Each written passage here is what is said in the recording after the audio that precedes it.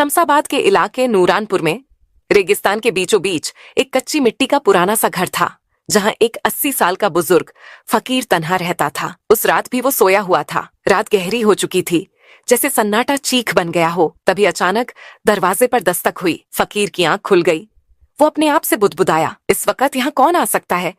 और इस वीराने में तो आज तक कोई नहीं आया। मगर फिर दरवाजा जोर जोर से बजने लगा। फकीर बिस्तर से उठा और जैसे ही दरवाजा खोला, बाहर का मंजर देखकर वो हक्का बक्का रह गया। दरवाजे पर 2 जवान और बेहद खूबसूरत लड़कियां खड़ी थीं। जैसे ही फकीर ने उन्हें देखा, दिल में अजीब सी खिंचाव सी महसूस हुई। वो उन्हें देखता ही रह गया। निगाहें हटाना मुश्किल हो गया। उसने उनकी तरफ देखते हुए पूछा, तुम कौन हो बेटियों? और इस वीराने में इस वक्त क्या कर रही हो? लड़कियों ने जवाब दिया, हम रास्ता भटक गई हैं। हम रोशनगढ़ की तरफ जा रही थीं, मगर रास्ता खो बैठी। अगर आप इजाजत दें तो हमें एक रात यहाँ रहने दीजिए। सुबह होते ही रवाना हो जाएंगे। फकीर उन्हें देखकर जैसे मदहोश सा हो गया था। वो बस इतना ही कह सका, आ जाओ अंदर। लड़कियां घर में दाखिल हुईं। फकीर ने उन्हें घर का एक कोना दिखाया और कहा, यहाँ सो जाओ बेटियों। दोनों वहीं लेट गईं और थोड़ी ही देर में नींद में खो गईं। रात के आखिरी पहर नाइला को यूं महसूस हुआ जैसे कोई उसके करीब खड़ा हो। उसने आंखें खोली तो देखा फकीर उसके पास झुका हुआ है और कुछ अजीब सी निगाहों से उसे देख रहा है। नाइला झटके से उठ बैठी, बोली, क्या हुआ? तुम यहाँ क्या कर रहे हो? फकीर ने जवाब दिया, कुछ नहीं, मुझे लगा शायद तुम्हें ठंड लग रही होगी तो चादर देने आया था। नाइला ने चादर तो ले ली, मगर गुस्से में ओढ़कर करवट ले ली। लेकिन फकीर वहां से हिला नहीं। देर तक उन्हीं दोनों को एक अलग सी ख्वाहिश भरी नजरों से देखता रहा। सुबह हुई। नाइला और मरियम ने शुक्रिया अदा किया और रवाना होने लगी तो फकीर ने उन्हें रोकते हुए कहा, कहाँ जा रही हो बेटियों?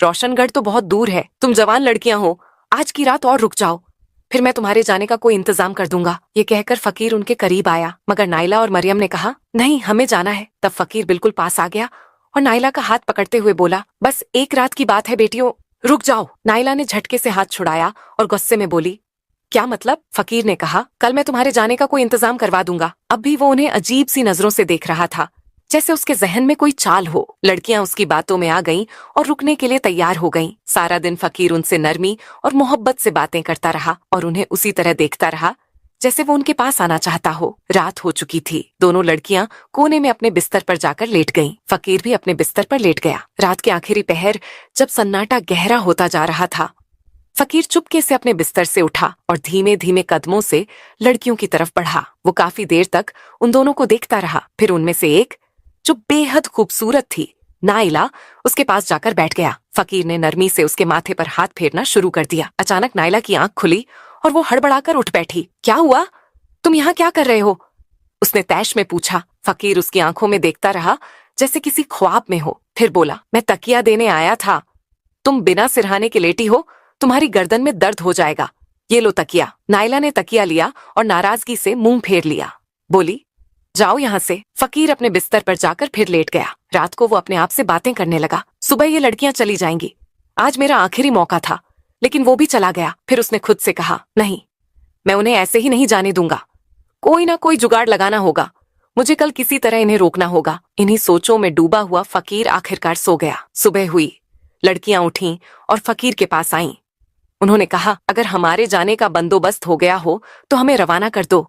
बताओ, क्या इंतजाम किया है? फकीर उन्हें कुछ पल एक चाहत भरी नजर से देखता रहा। फिर धीरे से बोला, नहीं, तुम आज यहाँ से नहीं जा सकती।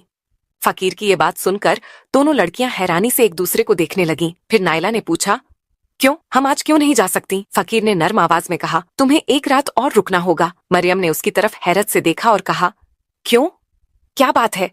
सब खैरियत तो है, आखिर हम क्यों रुकें? फकीर ने सांस लेते हुए जवाब दिया, अभी तुम्हारे जाने का कोई इंतजाम नहीं हो पाया है। फिर उसने कहा, उम्मीद है कल एक काफिला यहाँ से होकर रोशनगढ़ की तरफ जाएगा। जब लड़कियों ने काफिला सुना तो थोड़ा इत्मीनान हुआ। चलो, कल काफिले के साथ निकल जाएंगे।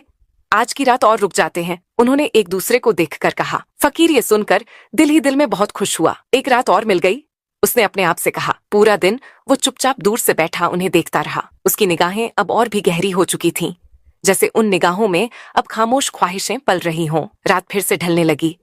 नाइला और मरियम अपने बिस्तर पर जाकर लेट गईं। फकीर भी अपने बिस्तर पर लेट गया, मगर उसका दिल अब बेचैन था। उसकी आंखें छत को नहीं, कमरे के उस कोने को घूर रही थीं जहां लड़कियां सोई हुई थीं। सांसें तेज थीं और दिल में अजीब सी हलचल उठ रही थी। धीरे धीरे वो बिस्तर से उठा, चुपके से उनकी तरफ बढ़ा। काफी देर तक वो उन दोनों को ऊपर से नीचे तक देखता रहा। फिर वो नाइला के पास जाकर बैठा और नरमी से उसके बालों को सहलाने लगा। अचानक नाइला थोड़ी सी हिली। फकीर को लगा कहीं वो जाग ना जाए, तो वो घबरा कर वहां से हट गया और मरियम के पास चला गया। अब उसने मरियम का हाथ अपने हाथों में ले लिया और उसके चेहरे को देर तक देखता रहा। उसकी आंखों में अब सिर्फ तमन्ना नहीं, कोई पुरानी प्यास उतर आई थी। तभी अचानक मरियम की आंख खुल गई और वो चीख पड़ी, मगर फकीर ने झट से अपना हाथ उसके मुंह पर रख दिया ताकि आवाज बाहर ना निकले। फिर वो हड़बड़ाकर वापस अपने बिस्तर पर चला गया और ऐसे लेट गया जैसे कुछ हुआ ही ना हो। मरियम सारी रात उसी सोच में डूबी रही। ये फकीर मेरे पास क्यों आया था? ये क्या करने की कोशिश कर रहा था? इसके इरादे तो बिल्कुल ठीक नहीं लगते। वो डर के मारे कांपती रही और सोचते सोचते आखिरकार उसे नींद आ गई। सुबह हुई। लड़कियां उठीं और फकीर के पास आईं। काफिला आ गया है क्या? अब हमें इजाजत दो, उन्होंने कहा। फकीर कुछ देर तक उनकी आंखों में देखता रहा, फिर बोला, लेकिन काफिला तो अभी तक नहीं आया। लड़कियां चौंक गईं। मगर तुमने तो कहा था कि काफिला आज आ जाएगा, फकीर ने थकी हुई आवाज में कहा। हाँ, आना था, शायद शाम तक आए। लड़कियों ने आपस में देखा और कहा, ठीक है, हम शाम तक और इंतजार कर लेते हैं। फकीर ने बस सिर हिलाया और कुछ नहीं कहा। अब वो आंगन में बैठा था और दूर से लड़कियों को फिर उसी अजीब नजरों से देख रहा था। एक लड़की ने दूसरी से कहा, इसकी निगाहें मुझे ठीक नहीं लगती। दूसरी ने सिर हिलाया। हाँ, तुम ठीक कह रही हो, हमें जल्दी से यहाँ से निकल जाना चाहिए। हम जवान लड़कियां हैं और इसके दिल में ना जाने क्या चल रहा है। पहली लड़की बोली, हाँ, ये रात को मेरे पास आया था और मुझे छूने की कोशिश कर रहा था। दूसरी ने भी कहा, उसने मेरे साथ भी वही किया। आज हमें किसी भी हालत में रात नहीं रुकना चाहिए। शाम को काफिला आए या ना आए, हमें निकल जाना है। फकीर अब भी दूर से उन्हें देख रहा था, बिल्कुल वैसे ही जैसे कोई शिकारी अपने शिकार पर नजर रखता है। शाम हो चुकी थी। इससे पहले कि लड़कियां खुद उसके पास आती, फकीर खुद आ गया। देखो, उसने कहा, मुझे लगता है काफिला अब सुबह तक आएगा। सोचा तुम्हें पहले ही बता दूं, उनके पास सामान बहुत होता है, धीरे धीरे चलते हैं, आज की रात और रुक जाओ। लड़कियां अब झल्ला गईं। एक ने तेजी से कहा, हम अब और नहीं रुक सकते, चाहे काफिला आए या ना आए, हम अभी निकल रही हैं, हमें अब मत रोको। फकीर और करीब आया। थोड़ी ही देर में रात हो जाएगी, तुम जवान लड़कियां हो, इस वीराने में कहाँ जाओगी? यहाँ जानवर भी घूमते हैं, अगर कोई नुकसान पहुंचा तो? उसके लहजे में फिक्र कम और चाल ज्यादा थी। लड़कियों को अब पूरा यकीन हो गया ये सब कोई नई चाल है, लेकिन उन्होंने एक दूसरे को देखकर कहा, हमारे पास और कोई चारा नहीं, एक रात की तो बात है, रुक जाते हैं। उन्होंने सख्ती से फकीर से कहा, ठीक है, मगर ये आखिरी रात है, कल सुबह चाहे काफिला आए या ना आए, हम निकल जाएंगे। फकीर ने मुस्कुराकर कहा, ठीक है, मगर उसके चेहरे की मुस्कान में अब कुछ और ही छुपा हुआ था। रात हो चुकी थी। नाइला और मरियम अब पूरी तरह सतर्क थीं। एक कोने में लेटी थीं, मगर उनकी आंखें खुली हुई थीं। वो डर और शक में डूबी हुई थीं। आपस में धीमी आवाज में बात कर रही थीं। उम्मीद है आज की रात जल्दी बीत जाए। नाइला ने कहा, हाँ, बस आंखें बंद करके ऐसे लेटे रहो जैसे हम सो चुकी हैं। मरियम ने जवाब दिया। फकीर अपने बिस्तर पर लेटा था, मगर उसकी एक आंख खुली हुई थी। वो बार बार उनकी तरफ देख रहा था, ये जानने के लिए कि क्या वो सच में सो गई हैं। जब उसने देखा कि वो अब हिल-डुल नहीं रही, उसने भी आंखें बंद कर ली, मगर उसका दिल अभी भी करवटें ले रहा था। कुछ देर बाद जब उसे यकीन हो गया कि लड़कियां सो चुकी हैं, वो धीरे से उठकर उनकी तरफ चल पड़ा। काफी देर तक वो उनके पास खड़ा रहा, जैसे उनके हाव भाव को पढ़ रहा हो। फिर वो नाइला के पैरों के पास बैठ गया और धीरे धीरे उनके पैर सहलाने लगा। तभी नाइला की आंख हल्की सी खुल गई। फकीर को एहसास हुआ तो वो फौरन पीछे हट गया। अब वो मरियम के पास गया और उसके पास बैठकर उसका माथा सहलाने लगा। अचानक मरियम की आंख खुल गई। उसने घबराकर करवट ली और मुंह नीचे कर लिया। कुछ बोली नहीं, मगर उसकी हरकतों से पता चल गया कि वो जाग चुकी है। फकीर चुपचाप उठा और फिर अपने बिस्तर पर जाकर लेट गया। उसकी धड़कनों में घबराहट थी, मगर चेहरे पर कोई परेशानी नहीं थी। सुबह हो चुकी थी। लड़कियां उठीं और सीधा फकीर के पास गईं। हाँ, आया क्या तुम्हारा काफिला, या अब कोई नया बहाना है? उन्होंने तीखे लहजे में पूछा। फकीर कुछ देर खामोश रहा, फिर बोला, काफिला तो नहीं आया। अब नाइला और मरियम झल्ला चुकी थीं। हमें तो पहले ही पता था कि कोई काफिला नहीं आने वाला। तुम हमें किसी और मकसद के लिए यहाँ रोक रहे हो, हमें सब समझ आ चुका है। अब हम एक पल भी यहाँ नहीं रुक सकते। उनमें से एक लड़की ने दूसरी का हाथ पकड़ा और कहा, चलो यहाँ से चलते हैं। जैसे ही वो झोपड़ी से बाहर निकलने लगी, फकीर अचानक उनके सामने आकर खड़ा हो गया और रास्ता रोकते हुए बोला, तुम यहाँ से नहीं जा सकती। लड़कियों ने कहा, रास्ते से हट जाओ वरना हम जोर से चिल्लाएंगी। फकीर ने धीरे से कहा, तुम्हारी आवाज यहाँ सुनने वाला कोई नहीं है। तुम क्या चाहते हो? हमें क्यों रोक रहे हो? तुम हमारे बाप की उम्र के हो। कोई तो शर्म करो, कोई तो लिहाज करो, एक लड़की ने गुस्से में कहा। फकीर ने संजीदगी से कहा, जैसा तुम्हें दिख रहा है वैसा नहीं है। तुम जिस शख्स की तलाश में रोशनगढ़ जा रही हो, क्या पता वो यहीं कहीं हो। हमें यहाँ एक पल भी नहीं रुकना, लड़कियों ने और भी गुस्से से कहा। और तुम्हें ये कैसे मालूम कि हम रोशनगढ़ में किसी को ढूंढने जा रही हैं? उन्होंने सवाल किया। फकीर बोला, ये बात मैं अभी नहीं बता सकता, मगर अगर तुम आज की रात यहीं रुकती हो तो यही तुम्हारे हक में बेहतर होगा। फिर वही चाल। लड़कियां अब चौंक चुकी थीं। एक बूढ़े आदमी को क्या हो गया है? क्यों बार बार हमें रोक रहा है? वो सोचने लगी। फकीर ने फिर कहा, मैंने कहा ना, बस एक रात और रुक जाओ। कल सुबह तुम्हारे सारे सवालों के जवाब मिल जाएंगे और शायद तुम्हें रोशनगढ़ जाने की भी जरूरत ना रहे। फकीर ने बात खत्म की। लड़कियां अब उलझन में थीं।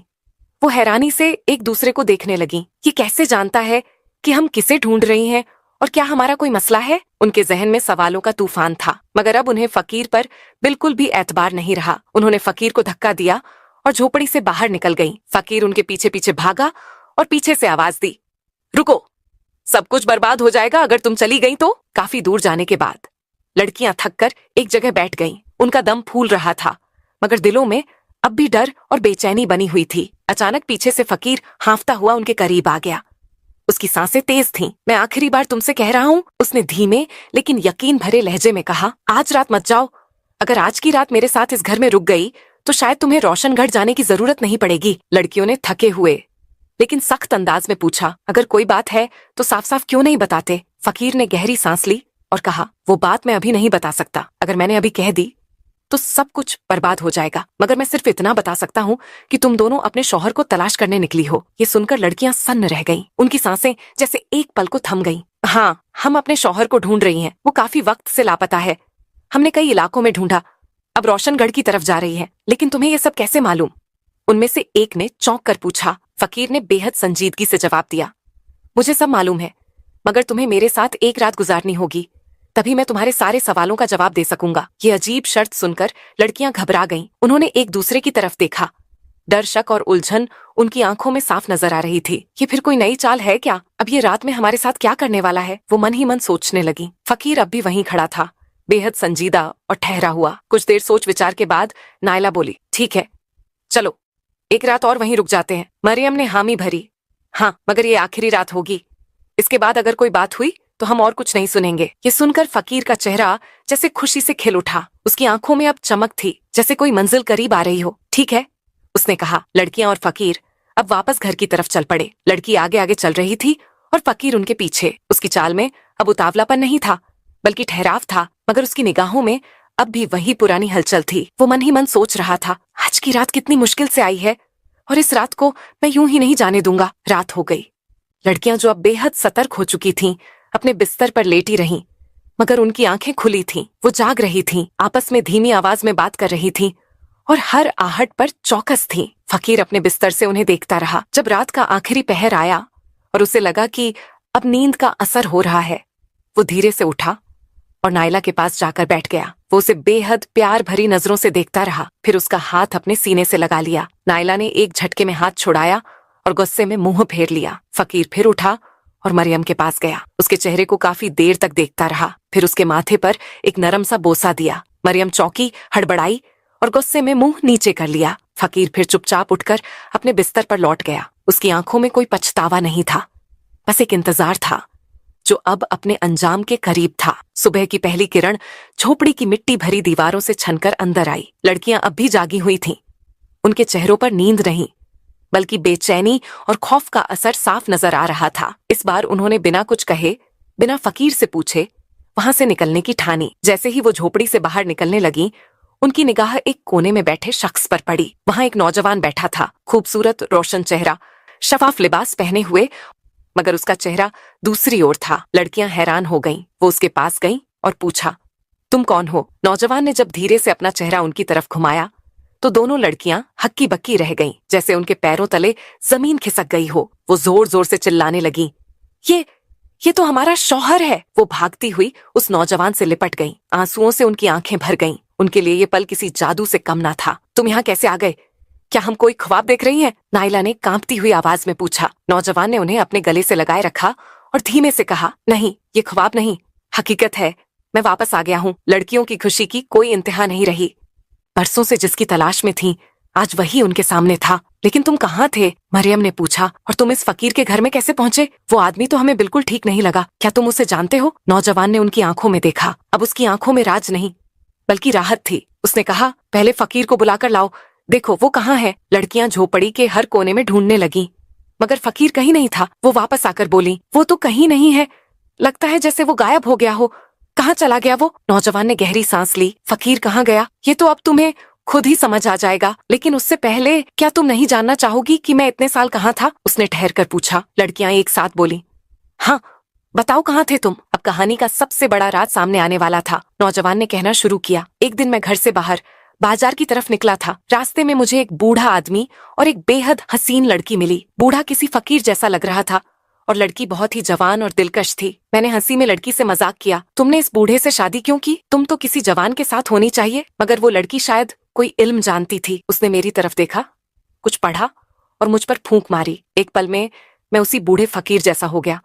उसकी शक्ल मेरी हो गई और फिर उसने कहा, ये तेरी सजा है, अब तू सारी उम्र इसी हाल में रहेगा। लड़कियां अब पथराई हुई आंखों से सब कुछ सुन रही थीं। उनकी सांसें थम चुकी थीं। मगर नौजवान ने आगे कहा, उसने एक उम्मीद भी दी।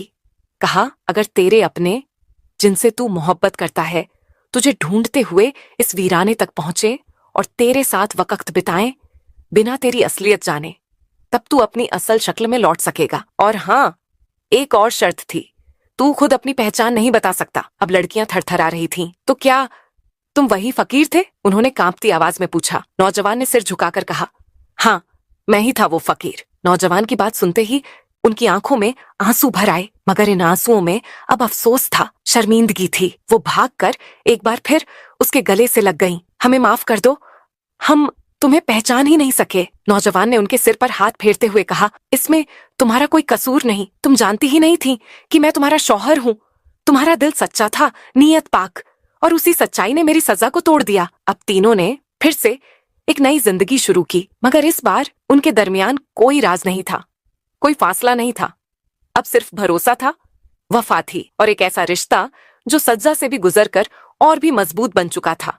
मोहब्बत अगर सच्ची हो तो वह हर आजमाइश, हर वक्त और हर फासले को पार करके वापस लौट आती है। मगर अगर मोहब्बत में गुरूर आ जाए तो वही मोहब्बत सज्जा बन जाती है। लेकिन अगर सब्र, वफा और खुलूस के साथ निभाई जाए तो वही मोहब्बत एक दिन इनाम बन जाती है। इंसान की बाहरी सूरत कुछ भी हो, असली पहचान उसके दिल की सच्चाई और नीयत की पाकीज़गी से होती है। अगर आपको ये कहानी पसंद आई हो तो इसे लाइक जरूर कीजिएगा, शेयर भी जरूर कीजिएगा। नीचे कमेंट बॉक्स में जरूर बताइएगा कि इस कहानी का कौन सा हिस्सा आपके दिल को सबसे ज्यादा छू गया।